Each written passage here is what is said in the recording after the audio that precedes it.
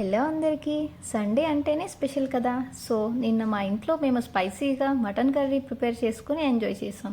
ముందుగా ఒక కుక్కర్లో 2 టేబుల్ స్పూన్స్ ఆయిల్, 2 ఆనియన్స్, 4 మిర్చి వేసి ఫ్రై అయ్యాక మటన్ వేసి సాల్ట్ అండ్ పసుపు వేసి ఒక 10 మినిట్స్ ఉడికించుకుని ఒక 2 టేబుల్ స్పూన్స్ అల్లం వెల్లుల్లి పేస్ట్ వేసుకోవాలి. అది ఫ్రై అయ్యాక ఒక 3 to 4 టేబుల్ స్పూన్స్ కారం, మేము కొంచెం స్పైసీగా తింటాం, ముక్క మునిగేంత వరకు వాటర్ పోసి ఒక 4 to 5 విజిల్స్ వచ్చేదాకా ఉడికించుకోవాలి. మటన్ పూర్తిగా ఉడికాక గసగసాలు, చెక్క, లవంగం, మిరియాలు, జీడిపప్పు, ఒక 2 మిర్చి వేసుకుని పేస్ట్ పట్టి వేసుకోవాలి. కొంచెం వాటర్ పోసి కూర దగ్గర పడేంత వరకు ఉడికించుకోవాలి. ఫైనల్గా 2 టేబుల్ స్పూన్స్ మటన్ మసాలా వేసుకుని దించేస్తే మా స్టైల్లో mutton curry ready. Stay tune to tot kitchen.